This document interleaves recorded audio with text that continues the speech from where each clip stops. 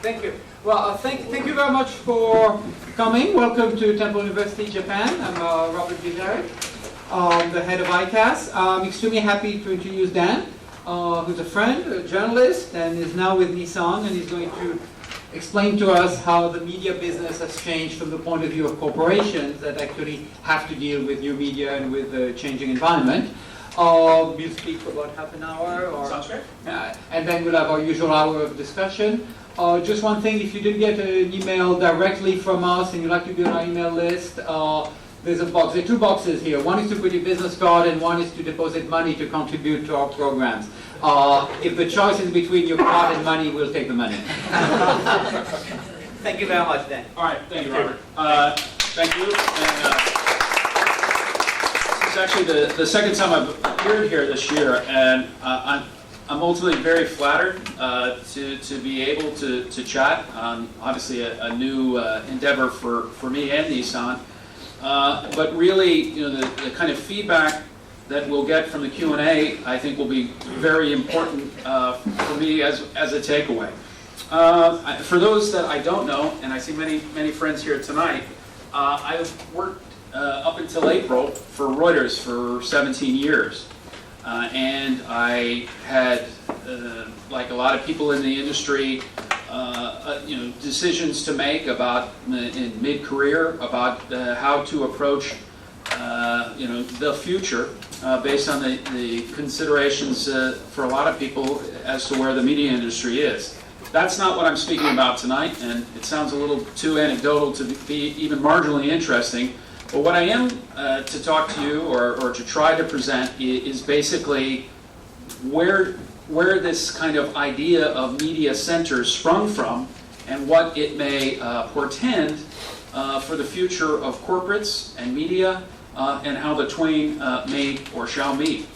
I think it's appropriate, and in 30 minutes I'll try to reel this back to let's say the 1990s, and about 1995, where it became increasingly evident that traditional media, newspapers, radios, television, magazines, etc., were starting to lose footprint for an audience, as well as actual revenues, to the rise of the internet, and had not really yet sussed out what their strategy, and arguably still haven't sussed out exactly what the strategy is to kind of complement what the internet was capable of doing, or what their own presence would be, and how potentially they could get revenues from that. So that, let's call that the mid-90s. At the same time, obviously, advertising is done, generally speaking, by corporations. They may have all kinds of business models or businesses, but somebody's got to spend for media or even the internet to have a profitable or tenable business model. So that puts us in 1995. This, I think, yep, works. Okay, so at that time, and I did a little background run to see where exactly things were. In 1995, still 91% of firms, and this is US-based, were still advertising in newspapers, and only 10% on the internet at that time. If you have surveyed at least the US landscape for newspapers, rather grim, and if they haven't developed an internet presence in that 16-year period, they probably aren't in existence anymore. What has also happened for content, if it's not traditionally media, it has also been either rapidly commoditized, and when I say media, I guess I still feel it means news or journalism or something in that vein. So we've seen a commoditization of that kind of information, and also taking it down to ways that whomever is the platform to deliver it has to pay less, or finds out a cheaper way to deliver something that a larger audience potentially could see. What that has meant for my colleagues that are here from the journalism industry in Japan and anywhere and I say colleagues because I still kind of feel like I can use that. It has been the actual physical shutdown of bureaus, closure of newspapers. Tokyo, for example, has gone to just a sprinkling of correspondents that report for international newspapers and obviously internet presence. Television as well, down to single-person bureaus or freelancers as a way to justify the cost of Japan and basically the international footprint that Asia would offer. It's a weird situation, and we can go off on this if you want, but obviously the demand for news has taken off astronomically, and international news as well, but people's willingness to pay for it has shrunk. And when it's not just people paying for it as a consumer, but corporate advertising and how it's going to be targeted has also changed. In that regard, by 2010, U.S. direct and digital advertising spending was about $154 billion. That's according to a report from someone called the Winterberry Group, that are a consultancy for the industry. But by that time, now, digital advertising was about almost $28 billion. So you can see the priorities for where corporates are going to spend their money had changed to a platform that, arguably was the future. Something, the net, and what might be or have been a traditional media business. Going off on this a little bit more, at the same time, public relations, advertising, marketing, communications has had, and this is kind of my ignorance of the industry over 3 decades, has also had a variety of changes to kind of complement the development of internet businesses, but for some, it has remained kind of analog. In a way that there's a growing sense that the bang for the buck of the way companies were doing their own marketing, communications, events, and trying to see, what kind of media take-up or traction they would get from this, and ultimately exposure, has not been commensurate with the resources applied. Okay, so that kind of takes us, I hope, to where Nissan and a few others were in 2010, and as this entity began business in 2011. So basically the idea for Nissan was to come up with something that actually began to produce its own media content, with obviously a corporate overlord. Now, it sounds rather perhaps jaundiced, or kind of obviously biased to have a company as the financial source of the content that you're going to provide. However, if you're honest in saying it is Nissan's global media center, it's not something pretending to be a news agency, but using, if possible, some of the compelling ways to present that content.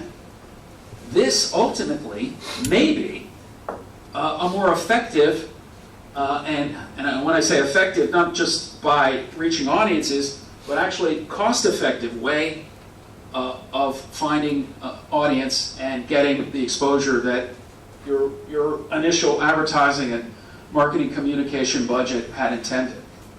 So anyway, the Nissan Global Media Center began with this idea of producing your own stories. So to some degree, and I don't think I'm speaking out of church here, my company felt that its brand was not getting the consumer loyalty and could not charge what it considered an appropriate amount for a car that was in the same class as another company's. I.e., it was leaving money on the table because the brand loyalty wasn't there, and the brand, the brand cachet didn't allow them to be charged what they should. Thus, they felt that some other strategy besides traditional advertising or marketing communications was imperative to show, or at least in part, the good things that were going on in the company. And so, obviously, I'm using the word good, so it sounds a little bit like potentially Pravda or KCNA or something that would make you feel I've just sat through an Up with People show. But the reason they hired traditional journalists, or maybe not traditional, but the reason they hired experienced journalists is that they wanted some element, some kind of pinch me element to allow the BS to not boil to an unendurable level. And I don't feel that, excuse me, what we've been producing is in any way, blather, but rather hopefully highlighting the cool things that are involving the people, products, technologies, and relationships that the company has, with full admission that it's not going to be brand unfriendly. In fact, the more or less the brief is to elevate the brand and its visibility. Okay, so coming back to some of the conditions that I was mentioning at the beginning, and it's not necessarily Nissan specific, other companies as well have begun to find a bit of disaffection with the way they have been, their investment or their return on investment in traditional advertising or marketing communications. They, in different ways often, have come up with things like, for example, Cisco has something where it's kind of they've hired former journalists in a kind of a virtual newsroom environment where they write about technology, or things that pertain potentially to Cisco's interests. Burberry, I think, has had even greater kind of expenditure in this regard. Ford has done it and has been very active in social media. And we'll kind of break it down a little bit later in terms of, how you would want to make a 21st century media center as compelling as possible. And certainly social media is a huge part of that. But coming back to, let's just say, on an average, you want to make an event video, or you want to make something, an advert is an obvious direct expenditure for advertising, say TV. But I've seen video costs for not much content that are between $300,000 and $500,000. Now, if you think of how many people potentially you could hire as staff for this amount of money to create content, this is a one-shot deal. I've spent $500,000. I've got my, say, 30 seconds, but it could be 7 minutes, depending on how elaborate.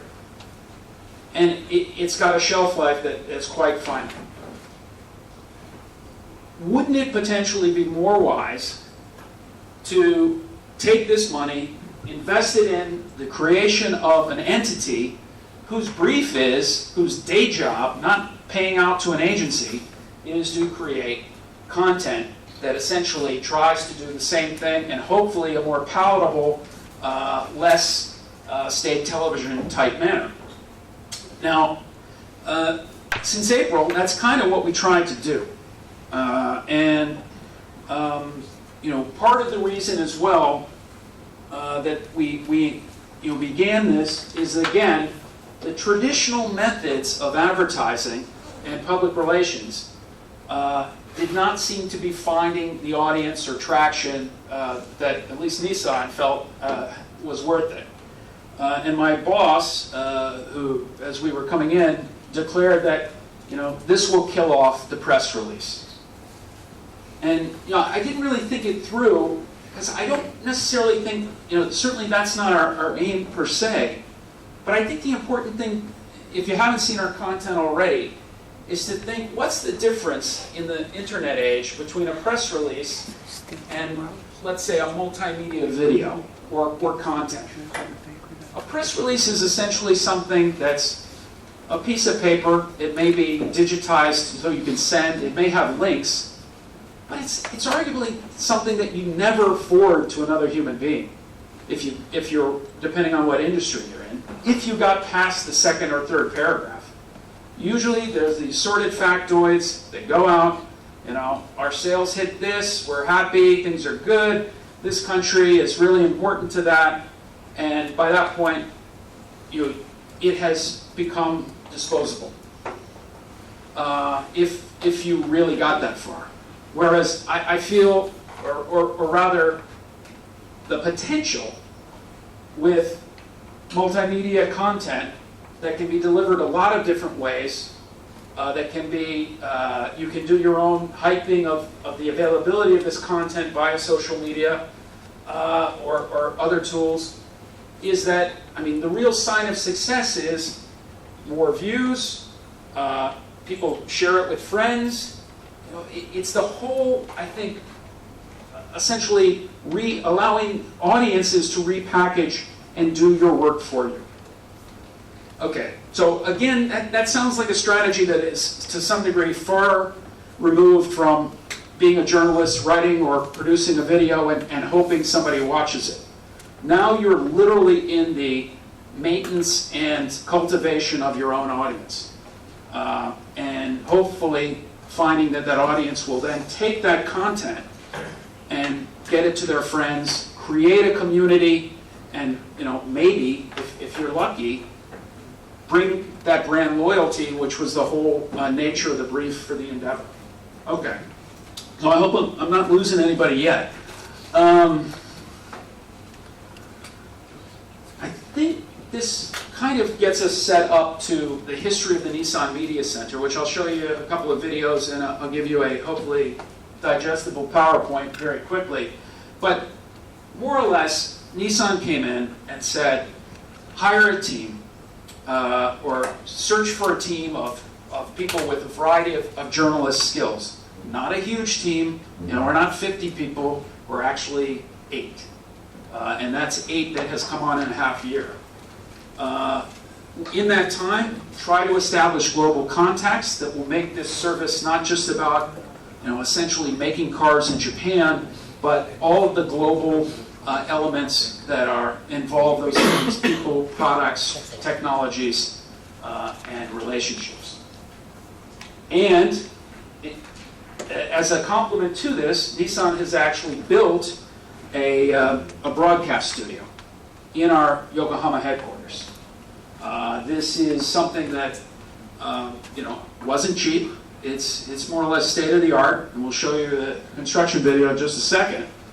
But its intent, again, utilizing the skills of the staff that we've hired, is to allow executives to come down to do interviews internally or externally, i.e. other media can call in and chat with them in the comfort of your own studio, but create the potential to do content creation about anything that matters for the company.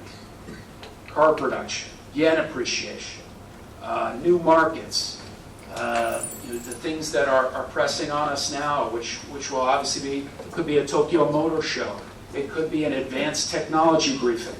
Getting the experts within your own company to come down and say what's going on. And from an IR perspective, if looking at it as investment, showing the depth of the bench. Not one guy who's CEO, but a 10-person executive committee, a legion of Atsugi technical engineers who know the ins and outs of what makes your car run and what's cool about your car. I mean, it can go on and on. It could be a 1,000 different potential contributors. But again, you're doing it. You don't have to kind of cultivate a media buy-in. You create the content. And then the next phase of this, potentially, is not only putting it up on your own platform or having your own audience redistribute it, but having traditional media whose budget and resources have been sorely abused over the last 30 years say, hey, okay, well, I may not want to use your script, but that video, I don't have the time or more money to send my own cameraman to your 5 factories. Sure, we'll use that. So, we're not taking advantage of let's say, a bruised and battered fourth estate, but rather trying to make it easier. And believe me, I don't want to sound condescending. If those resources are needed, making it easier for their being received. Okay, so that's about where we are right now. We'll talk a bit more about the kinds of stories that we've been doing and the kind of take-up that we've had after we just briefly walked through the video. If I can, hopefully, yep. And I'm not sure if this is the one with music in the background. It'll sound like we don't make, I probably would usually say we don't make commercials, but this may come off as a commercial.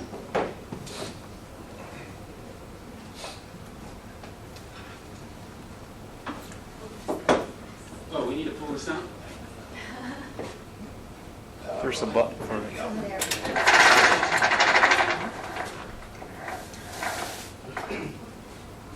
And I think it was an address that we just need to. Okay. Yeah. Go sleep up. Is the projector on? No. I'll let you sort that. Do you know how to?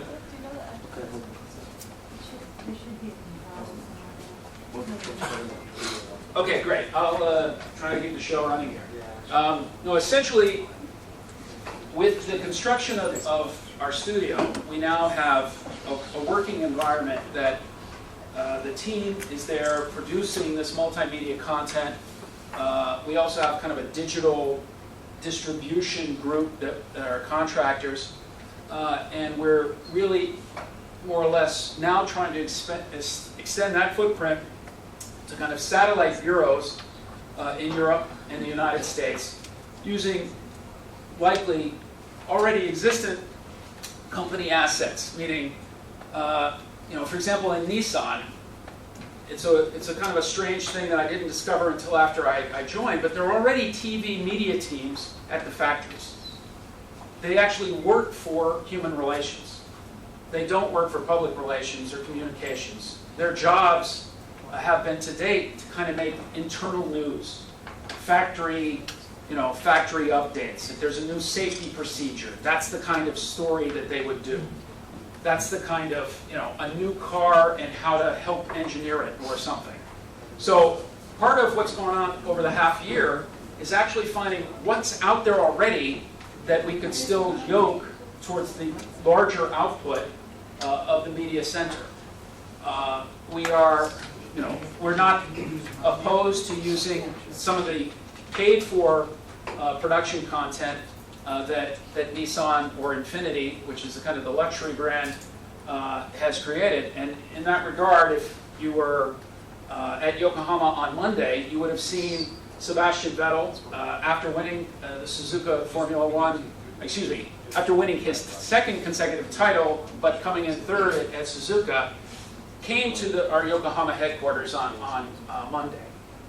And this comes back to what I was saying about using the relationships.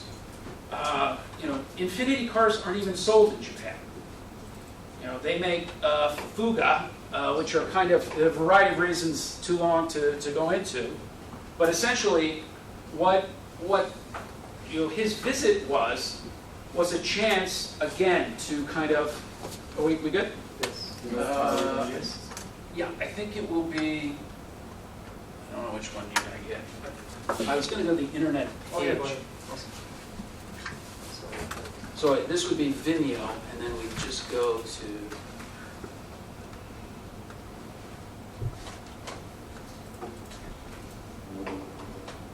I think if she's got the email, she should know. It should have the address and password, but if it's not preset.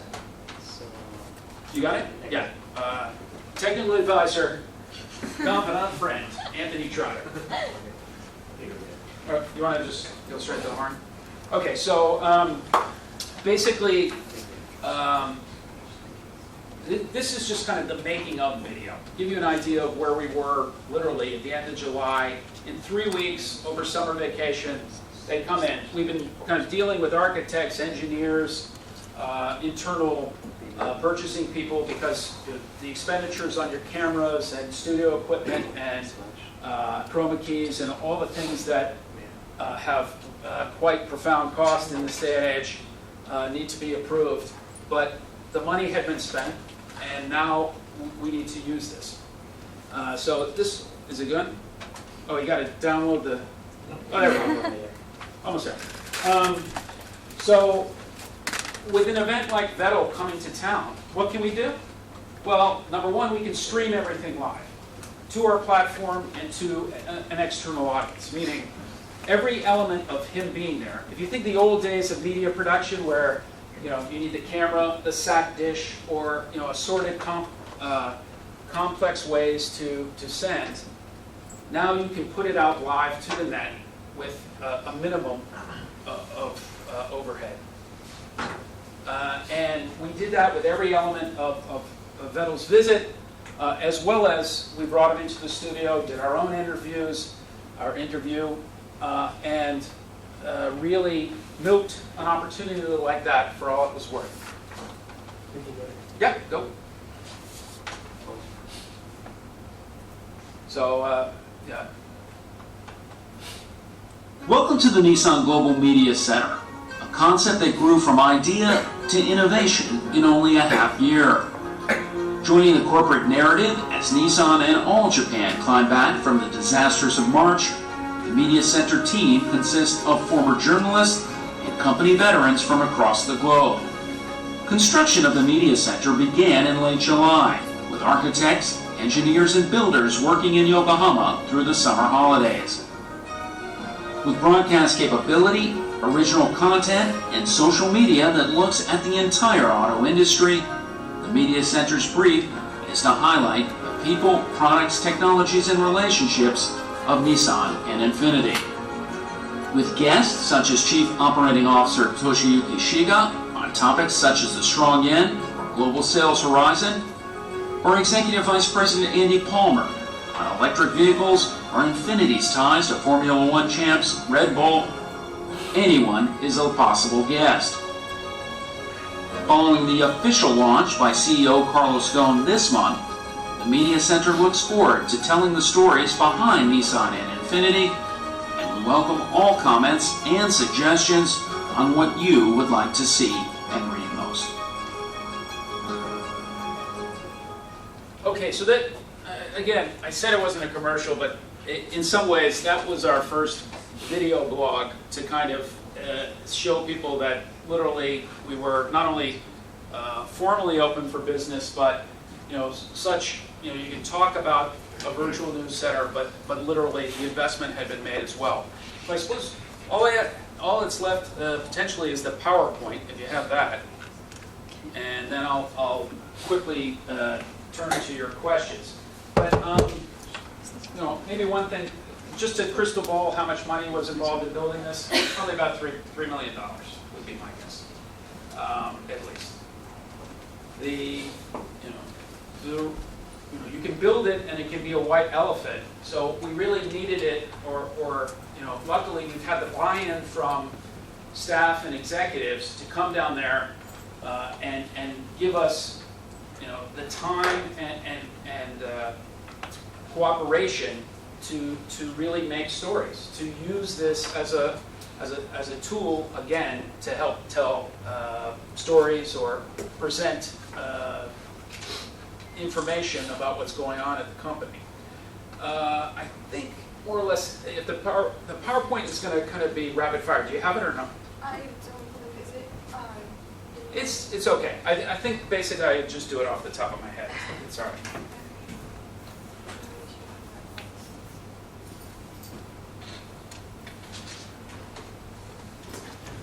More or less, it kind of walks through our strategies and what we're trying to achieve with, the way to do this. And again, it was kind of luck.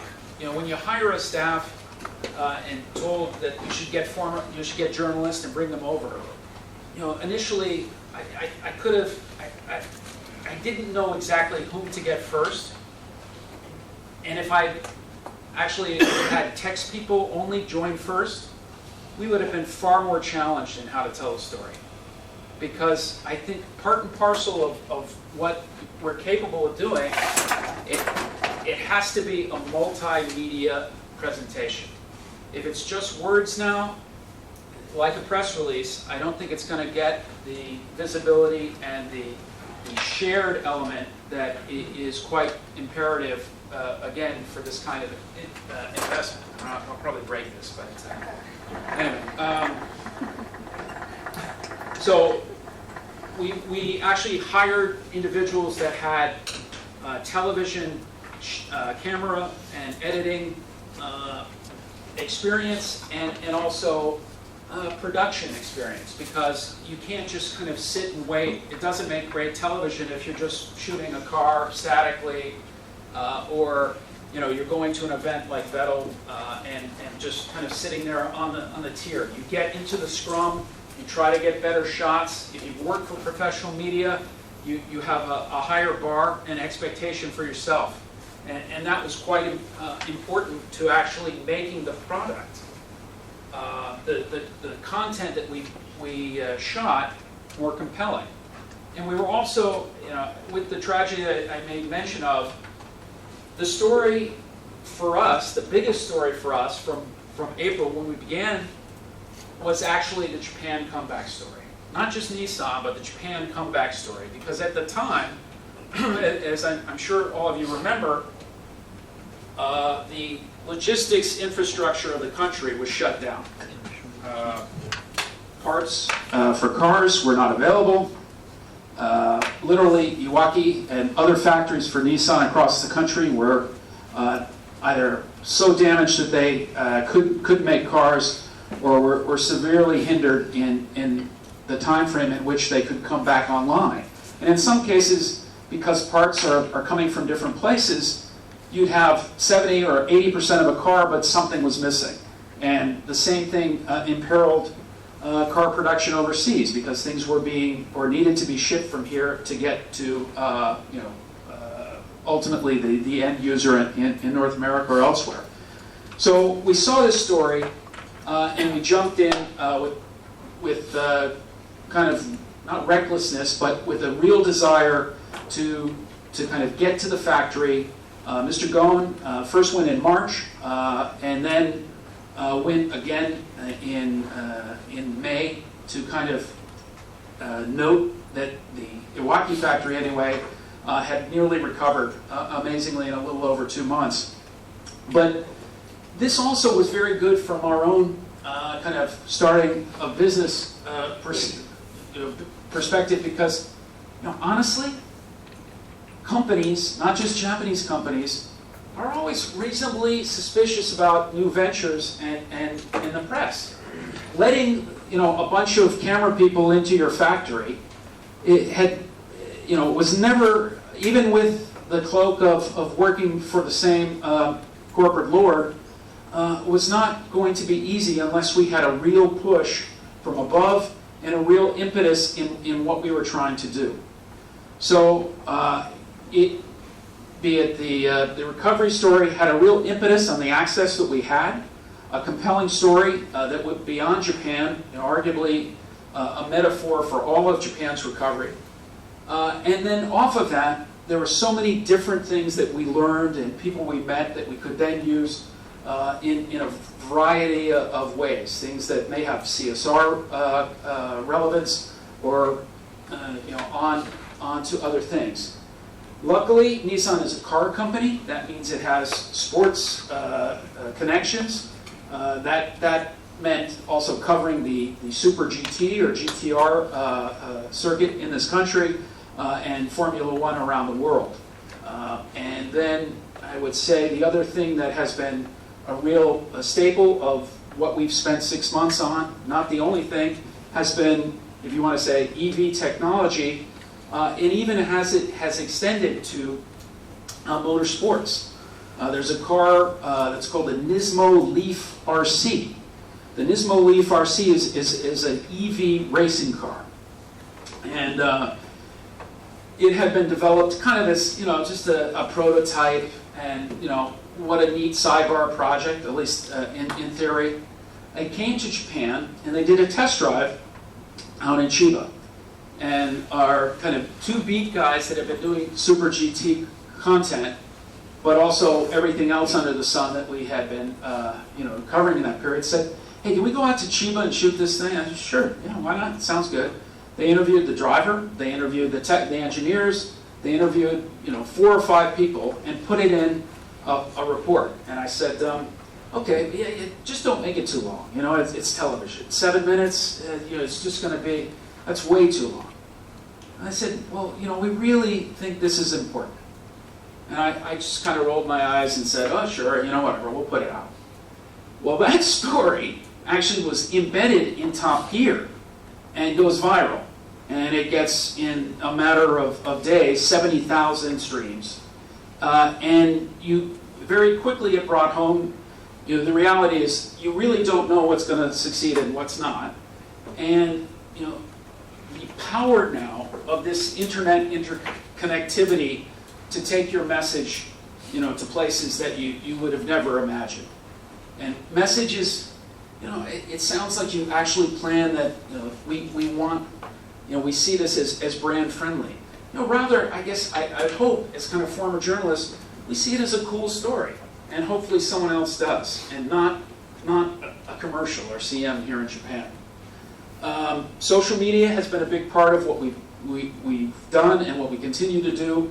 We tweet everything, once it's available. We kind of mass email everyone to say, if you want it, we have a kind of a video mailbox. You can come and take it and embed it if you want. Again, and then you kind of get the metrics on its utilization or republication. Finally, just looking ahead, one of the things we're going to do or intend to do next year in March, on the 1-year anniversary of the events, is drive around Japan in a couple of leaps. And we're calling, the project itself has not been kind of officially titled yet, but we're going to have a drive around the country that will mirror something that was done 50 years ago, with all proceeds, including the auctioning off of the cars, to go for Tohoku, the 3 prefectures, and obviously the still considerable cost and issues that go to that reconstruction. But that process of driving around the country, we're going to social media it to death. We're going to stream, we're going to use video, we're going to have guest bloggers, we're going to bring people over from externally that might have EV interest or being thought leaders in their blogosphere or whatever. And it could be celebrities or people at large who just want to show their support for Tohoku. But basically, this is something that maybe never would have. It would kind of be a little bit too organized or too non-traditional news to ever think about from a perspective of an agency, a news agency in the past. But that is something relative to this marriage of the two that we're going to try to yoke and certainly leverage upon. So with that, I guess I'll open it up to questions. Thank you very much, Dan. Sure. I think the floor is very open to questions. So if you can please just introduce yourself, and if you want the mic, you can use it if your voice is loud enough. That's good. Thanks for your presentation, Dan. Doug Jackson, Fresh Eyes Communications. I'm wondering how much of the content that you produce in the Media Center is externally directed and how much is internally directed to the employees? Well, that's a great question. As I indicated, there were production teams at the respective factories, and even in Yokohama, whose job until now has been essentially to make HR video. So when we first started, and wisely perhaps, they weren't kind of part of this project. They weren't, I wasn't told that at Smyrna, for example, there's 3 guys, or in Canton, Mississippi, or in our headquarters, there's a team that have been making this. And people would ask me kind of from day one, who's the audience? And I just said, everybody. People who work for Nissan, people who don't, people who are car enthusiasts, people who like technologies, people who are sports fans, people who, mentioning the recovery story, just wanted to see or felt that this was a metaphor for recovery. So in short, everybody. Relative to now doing some metrics on how things are being used, I mean, there's some easy conclusions. Things about fast cars and cool technologies certainly have a bigger, potentially a broader footprint. But we still have a brief, and it's important, if we've got quarterly earnings, we broadcast or stream those live. We can make more sophisticated television production out of that. We can have analysts come on your own program, not necessarily endowed or obliged to say nice things about Nissan, but we want to get a conversation going. And literally this will lead towards what we're calling Channel 23, which will be the broadcast of a hopefully even more visually or conceptually independent entity using that broadcast facility and putting out daily content that'll be about anything that matters to the industry. A quick follow-up. Sure. Are you following the leaf and its spread, for instance, in the United States? I know that the car was taken around on a tour and they made several stops. Are you doing that on a grander scale? And are the people who are doing the filming and so on in the States at Smyrna and so on, are they handling that, or are you having people from here go there? Okay, great question, and I think it's let us say that, not all is lovey-dovey sometimes in how you want to tackle stories. I mean, this is a company with a bunch of people who haven't worked for it very long now saying, hey, we'd like to do this. And in one particular case, and I should note, there were 2 stories that I would say arguably were literally radioactive. One was Iwaki's geographic proximity to the Fukushima plant. So nominally there were some who didn't want even to note that where Iwaki was, feeling that it would be a negative. Even though yet Nissan for March ahead of everybody else, and now I'm going to sound like a corporate show, but had very early on had been measuring the radioactivity of all parts and vehicles from that area. But until the association came up with its own statement, didn't tout that, didn't potentially throw something out that would just make people potentially be more concerned about their products from Japan. Anyway, when the association came out with its statement, we did that story. We showed the checks. We gave the information about 10% of exports out of here, had gone through a radiation grilling process. Now, the other one was that the Leaf itself had some stop and start issues in the United States. And again, how a traditional company deals with problems. We can assess those that have had recalls or literally, if you're an airline and you had an accident, how did you deal with that problem? Did you try to shut things down and hope no one noticed? Or do you get ahead of the conversation if you can? And so, again, I would say in an enlightened way, a realization now of how you have to get in front of the conversation. My boss's boss, Andy Palmer, whom you saw briefly in that video, said, okay, let's just sit down and do a Q&A on what's going on. We put out the transcript of that discussion, we put out the video, and get that into the blogosphere as well as our own platforms. And it was to announce a service campaign. which is basically you bring it in and we'll do the checks, etc. But by doing that, by not kind of sitting on your heels and hoping people don't notice, because they do, and that fosters just a kind of a real negative brand connotation. By getting our content out in front of that story, it worked to potentially stave off greater issues.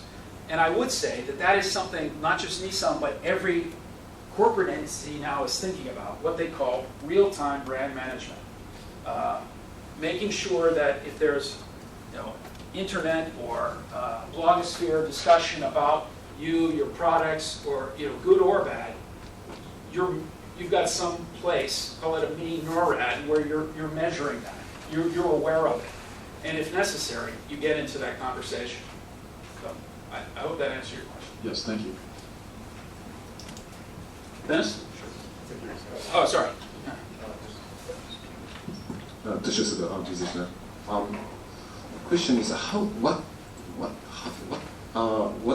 range of free hand or flexibility are you giving to your PR staff to realize more engagement or interaction with their clients? For example, nowadays many companies are using Twitters or Facebooks, and in addition to that, some companies, even big companies, allow their staff to post or tweet more handmade, personal, daily, and sometimes naive,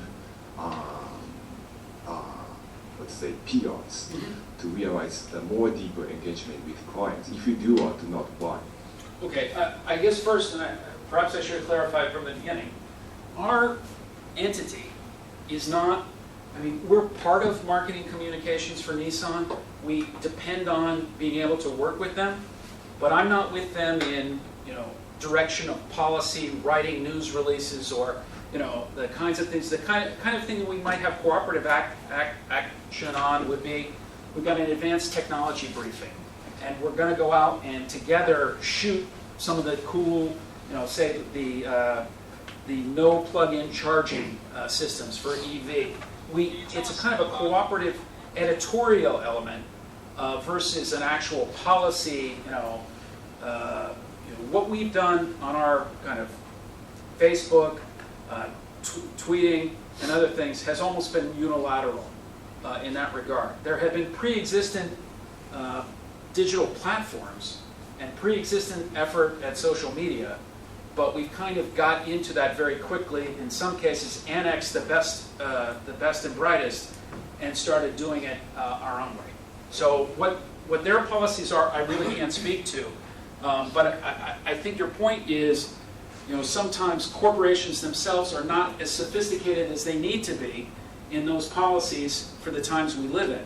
And greater freedom or liberty is appropriate to make sure you get your message out. And with that, I would certainly concur. Yes, sir. Hello. Sorry, I'll just go That's all right. I'm hiding here with the microphone. Jennifer Shinkai, Marketing Manager for Wall Street Associates. Interesting presentation. I see you're in sort of ramp up right now for about 6 months. So I'm wondering at what point the investors and the board are looking for an ROI and what type of metrics you're being measured on, and how, a lot of what you talked about, well, maybe if you're lucky and here's the potential, but probably this time next year people are going to be saying, where are the results? Good question. And I think part of the reason I mentioned the video 500K, let me just, if I went off on a limb, I'd say we produced 100 videos. We've done, umpteen events and production and content creation with arguably less overhead than it costs the company to do that one event. And so, to me, we're already returning that investment because this is something that I think ultimately is going to change the mindset of whether that traditional investment is the right path, not what we're doing. Now, that's not, it's not a, what do they say, a zero-sum game. We're not in it to kill agency business. We're in it to actually establish our value. And, as long as we stay hungry, I think we will.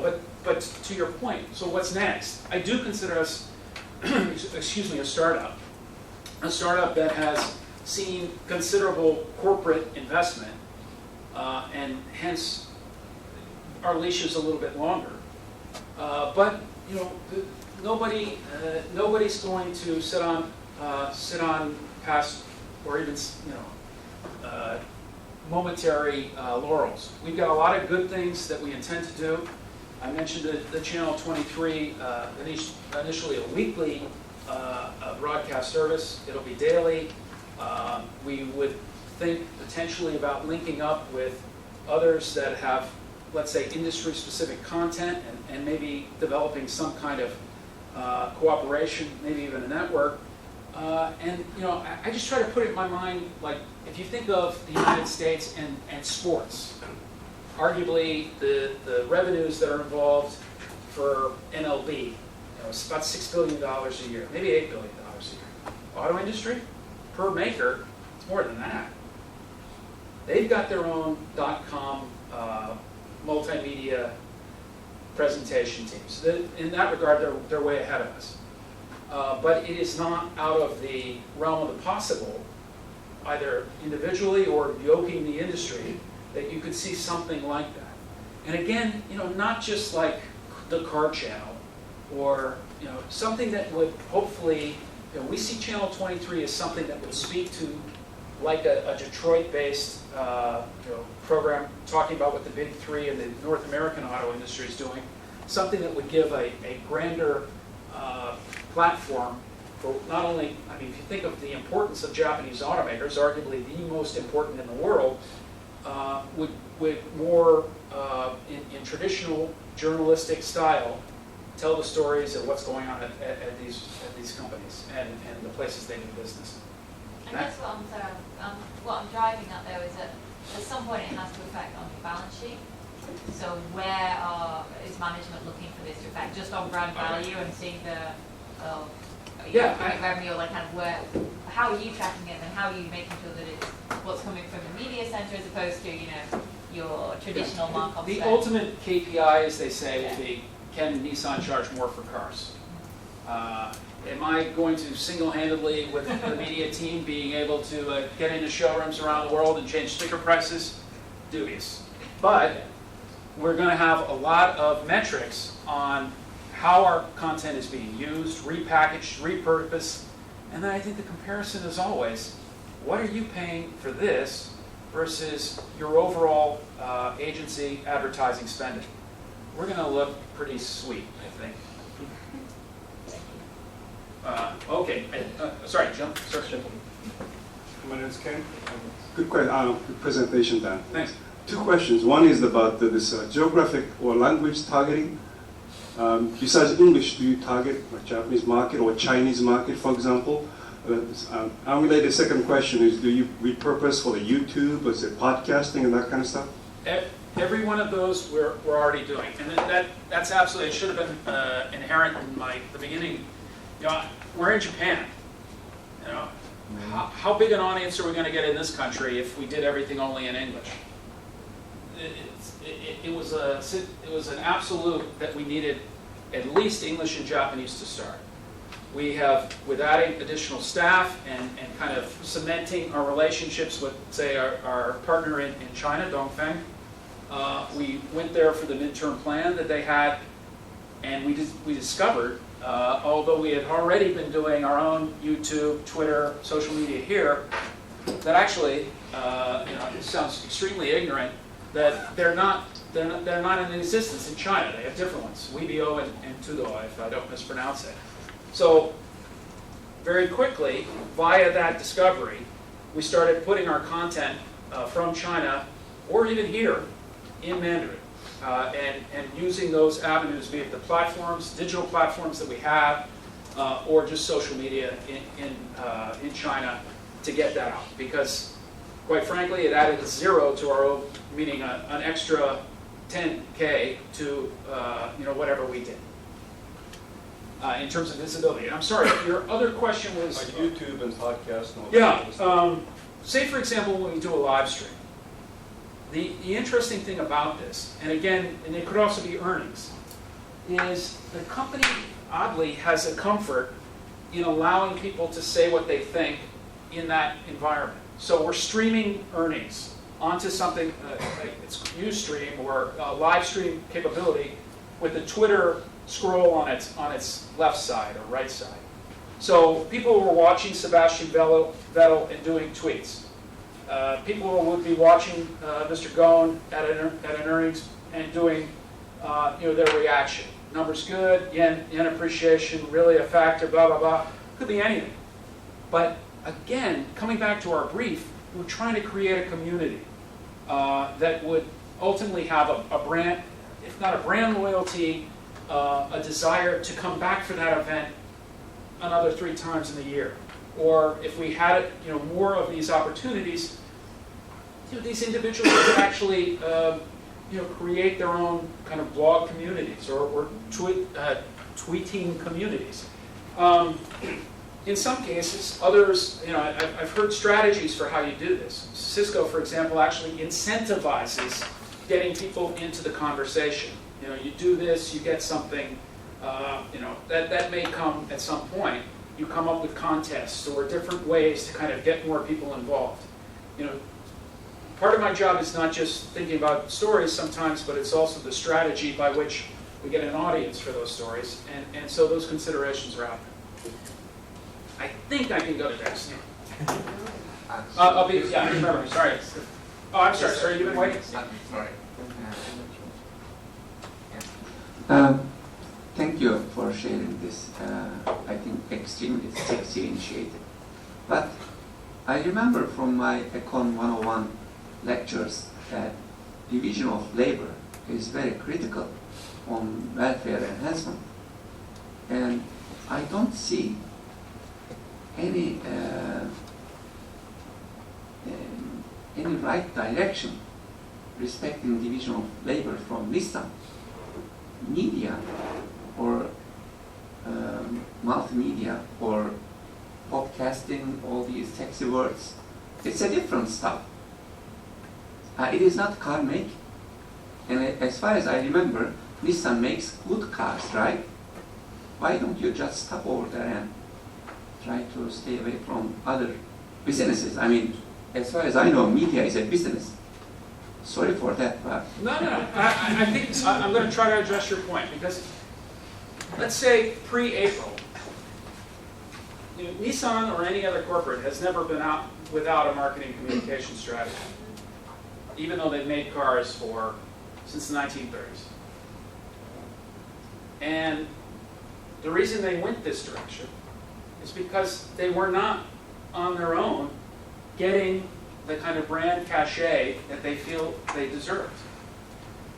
The beauty of this operation for me, is kind of constructing these ways to highlight that brand, is that I've got something that is physical. People making cars. Imagine if I worked for Cisco. If I had to make videos about routers, that would be a nightmare. It's not visual. It is not sexy, and it is not something that you're going to command an audience. And hence, they've just decided to talk about technology. Now, back to your point, I'm not certain I understand division of labor, but in no time, no moment are we kind of denying what this is about. It's making good cars and selling them. And if we don't make good cars or we don't sell them, then basically, you're right. This is a circus. But we feel that we are doing that, and hence we want to highlight. I'm going to. All right. Whoever's got the mic. Whoever has the microphone. Yeah. All right. Dennis Normile. This sort of follows on with what you discussed earlier about the Q&A with regarding the Leafs issues. And I'm wondering, are you thinking that this media center will be the go-to place for information about Nissan on a daily basis, everything that happens to Nissan? And part of where this comes from, because I've never visited your site, while you were talking, I went and I looked at your site. And the post for today was something about optimistic sales forecasts for cars in Thailand. All right. For fun, I went over to Google News and punched in Nissan, and what came up was something about floods in Thailand may disrupt Nissan production. From a journalistic standpoint, the floods story, I think, would be the top story of the day. Okay. You know, I mean, this is kind of a, probably the plan for that optimistic sales forecast was put in, you know, some time ago, but, I mean, are you going to, hopefully, you know, start turning around that hard daily news that people might want to hear about? Absolutely right to counter what's happening right now with the story that hopefully is a bit, it's not about weather, you know, honestly. It's about the direction that the company, the footprint that it has in the country. But to your question, so if we get the channel going, absolutely. If there's a crucial issue, it's Nissan, it's Honda, it's Toyota, everybody, from what I understand, in fact, we had external media calling us today to try to find out whether Nissan production has been affected in Thailand, calling us. Well, we don't do that release. But, you know, I've got a deadline type journalistic perspective, that's what you want, you know, what you want the platform or this daily program, this live entity, where hopefully it would be interactive as well, could provide. And I'll say from a corporate motivation, say there's a, you know, think of the Nikkei on any given day. The Nikkei is going to have, you know, a story that could be good, a story that could be bad. And others, rather than, you know, when every other wire service or newspaper comes in, they need to call that entity to get confirmation or a denial or no comment. But if you had a program where, so everyone's saying, you know, our output from Thailand won't be affected. I mean, so if you get someone from Nissan on that program speaking to an audience that morning, you've basically circumvented the whole process of forcing people to call to get that. And you know, they'll watch just if there is something topical. So honestly, Dennis, we really believe that it will be more daily reaction, daily news content, and hence your audience will be journalists on deadlines, investors, you know, a lot of other people that would you know, also watch earnings and want those kind of immediate reaction stories and potentially could save them time. And kind of in the pinch me element of this, if we did it right, we'd have journalists on asking the Nissan person that themselves, or have a social media avenue so externally journalists could do that.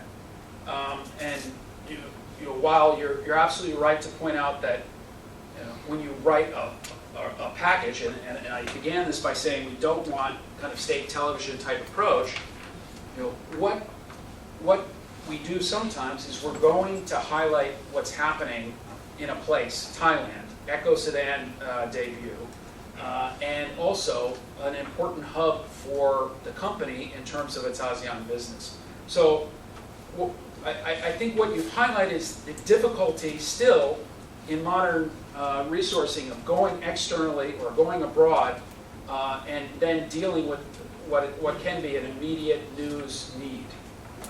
And you know, say for example, the rains or flooding is profound, production's impacted. Would we do that story? I'd like to believe we would. Do people actually pay to fly in a team to go cover factories that aren't open? That might be a little harder. Just quickly to straighten something out. In your presentation, you mentioned that in 2010, you mentioned the number $154 billion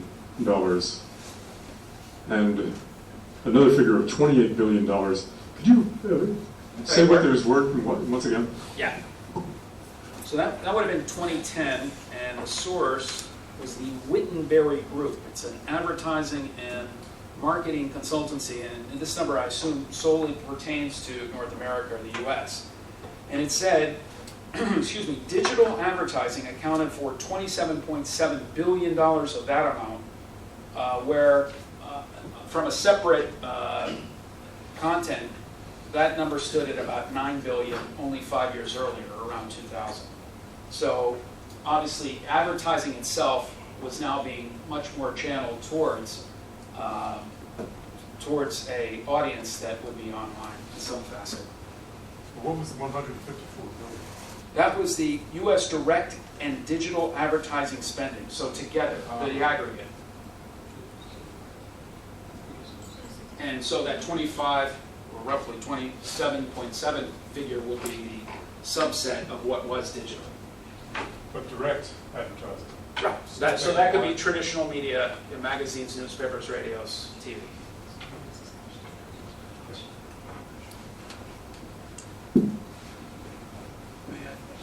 Yeah, sir. Go ahead. Okay, well, thank you for your presentation. I'm maybe hooking in a little bit to a former person who asked the question. I don't expect any journalism coming from your center, because I don't think you are a journalist. You are basically a PR guy in a media center. With all respect for that. But what I want to ask two questions also. What are you special compared to what other big companies do in the car industry or in other industries on a global base, because you are a global company? And the second question is that what is so special about it? Because of course you are Nissan, you throw a respectable amount of money in this project, which is a crumb to what you spent on advertising and commercials. And you're basically doing what an amateur does, who is tech savvy and wants to communicate on the internet. So what is so special about what you're doing?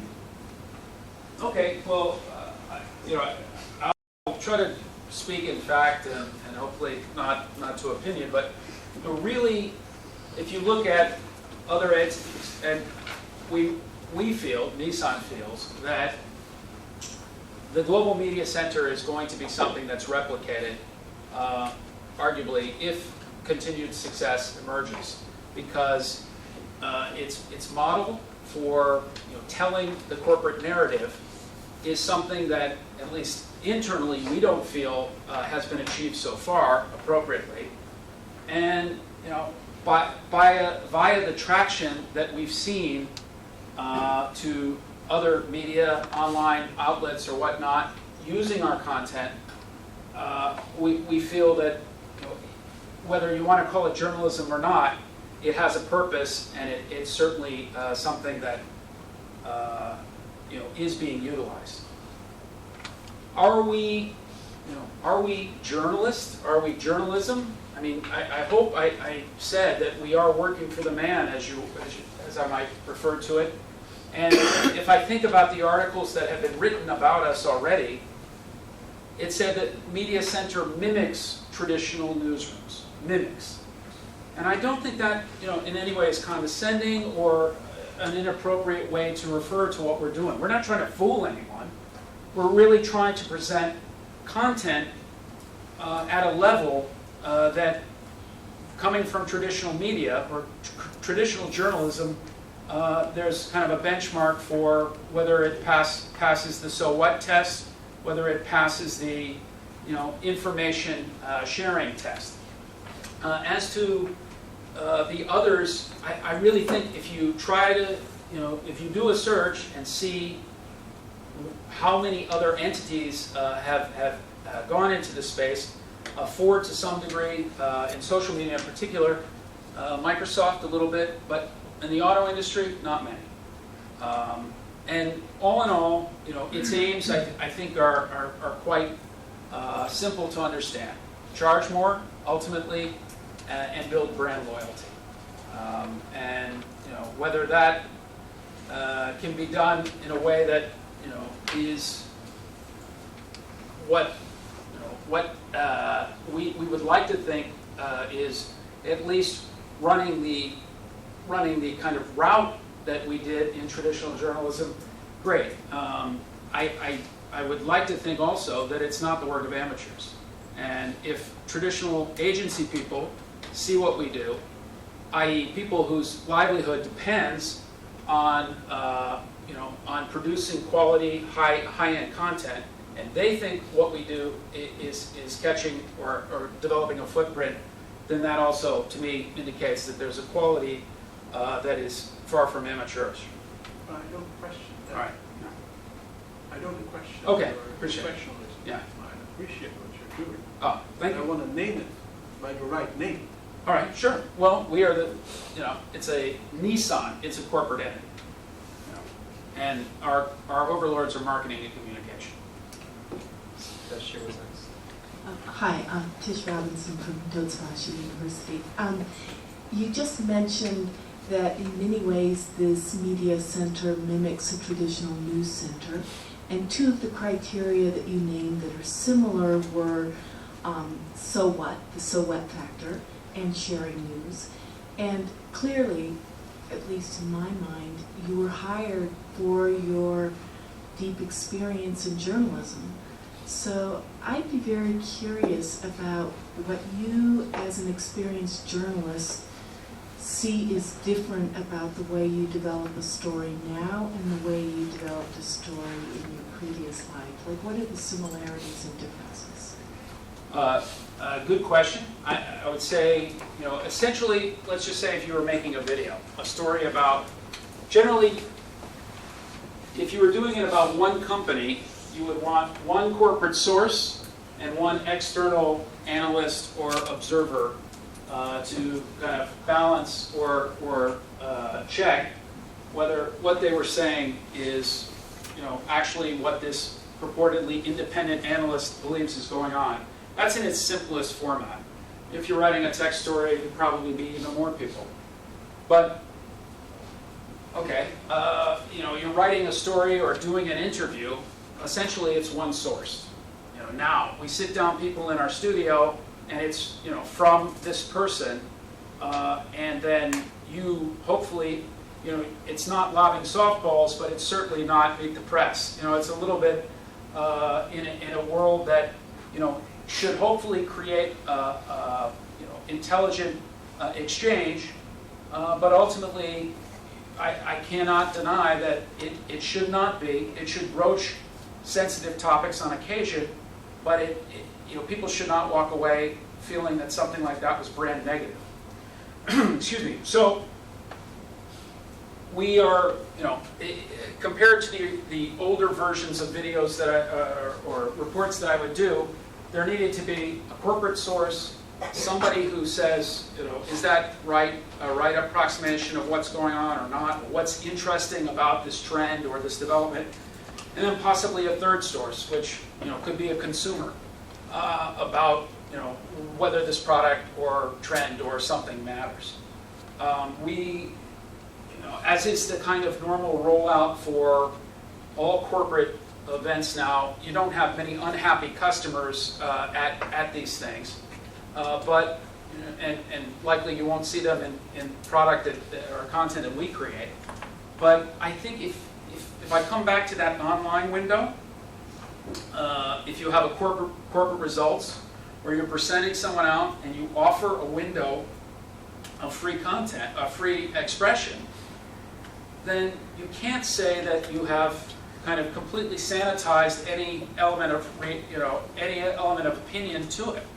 And again, I think it's a sign of corporate maturity, or at least a willingness to engage discussion, that we've tried or are trying to do that. And ultimately, if the Nissan channel takes off, then I believe you'll see that even more so with the people in the studio, professional journalists or analysts who have a vested interest in getting news or making news for themselves. And you may be getting feedback that you would pay a consultant to get for you otherwise. Yeah, I haven't even thought of it that way. But I think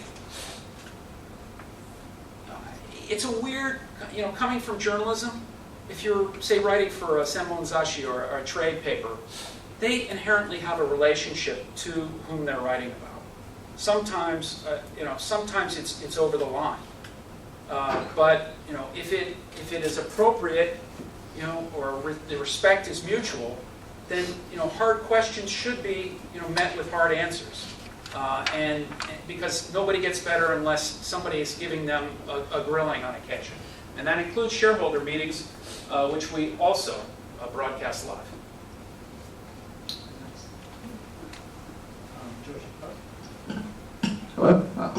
Hi Dan, George Nishama with Dow Jones. First, congratulations on your career. I just have so many questions actually, and I think as anything new, I think you yourself is trying to probably grapple with what this is all about. But my single biggest question is, you said you don't really have a target audience, and it seems to me that you're trying to utilize SNS and go viral on one hand, and on the other hand, you're trying to produce very traditional style. I admit that I don't check your website every day, but today obviously I did. Looking up coming into this seminar, but for instance, you have interviews with Shiga-san. It's it's very straightforward. You have a text story at the bottom, and you have video, which to me I thought was very coming from the same background, very traditional. So my question is, you have so many things that are mixed. Don't you find that difficult? I mean, first of all, if you want to target, I would think it would be much easier if you had a target, auto geeks, or do you really want to go for the regular, consumers out there? So I mean, going forward, what exactly? First, I mean, what makes you different, right? I mean, if the main purpose is branding, can't you do that? Can't Nissan do that by outsourcing on a let's say you mentioned the Leaf campaign. You can do that on a campaign by campaign basis, but what makes it different for you to be there all the time, as opposed to having somebody come on board, on an ad hoc basis, case by case sort of basis? Okay, good question. Again, I can only kind of think of it or give you the why haven't they gone ad hoc before. I guess they thought it would still be like paying an agency, and maybe managing the message to some degree with an in-house unit was safer and arguably more controllable. But to your real point, can you be a cafeteria for everybody in the interest world? Are you Wall Street Journal, or are you Gizmodo or something? What kind of way do you want to present your entity? And I think I've had the liberty, because of the breadth of different things that the company's doing, is not trying to distill one audience yet. To some degree, the metrics will drive us in that direction, i.e. with limited resources. If your choices are, do you want to do a yen appreciation story, or do you want to do a Vettel in Yokohama story? Well, it's pretty easy to guess which one we're going to pursue. But just coming back to the kinds of audiences that we've done, you're not going to, more or less, you're not going to get a big IR footprint. Corporate results, we do have people, both internal who work for Nissan and external analysts and others, and media, who coming to Yokohama to see quarterly results is a pain. Or maybe they want to see the CEO or CFO present the numbers and explain the numbers. It's not a monster footprint in terms of how many tweets or streams you're going to get, but this is something that I think our entity has to do.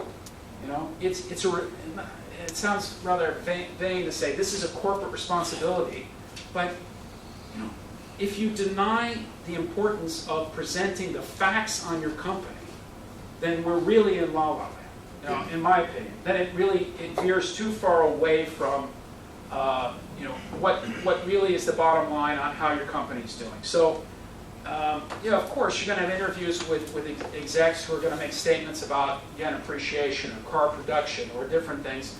And I think relative to daily news production, that's an imperative to watch or to review. On the tech side, to me, this is what makes cars cool, and that could be for the consumer, that could be for analysts, that could be people who are looking comparatively at the industry and what might be in the future. And obviously, it's weird, but if you want to see what kinds of things goes viral, very often they're about technology or something new or quirky. Sports, again, an audience that, by the liberty of covering cars or making cars or being involved in motorsports, you're going to have an audience. And if you can present them content, you're going to, by the nature of, are we doing our job? One of the metrics I need to show my bosses is your audience getting bigger? So consequently, I'm going to make sure that this is part of, what's on the table. CSR, other things that, traditionally they're important to the kind of corporation's, external face, but CSR stories are never going to get a huge audience in any regard, sadly. So unless you tell them in a unique way. And oddly, of all the stories that we've told, it was the hardest one for me to produce. We went to Rikuzen Takara. And you want to do a story about a tragedy, you certainly don't want it to be an advertisement or in any way a denial of the real tragic events and yet what more needs to be done. So it was a new one for me, doing that story, and one in which it arguably needs far more a deft touch and we talk about so what, a real line in the sand, because if in any way you are denying something like that, or excuse me, you're denying the grander importance of those events to just kind of show that you're there, it's rather embarrassing. Yes, sir. Actually, the gentleman in the back. Oh, shit. Hey. My name is Michael. I've been involved in the communication business for roughly 15 years. Actually, I met you a couple of times actually in my business. The last time I met you in Hot Spring onsen. Well, I got two very quick questions. Since I heard your career transitions, first of all, I think congratulations on your career transitions. I was quite surprised to know that you been such an icon among all the foreign correspondents, among all the company corporates dying to be interviewed by you or something. I was just wondering, and I can't help myself asking you, what is the biggest challenge so far being in the spot to be interviewed or to disclose certain information or not to disclose information from your end? The biggest challenges or the things that you enjoy the most being in Nissan's? Okay, I guess it's,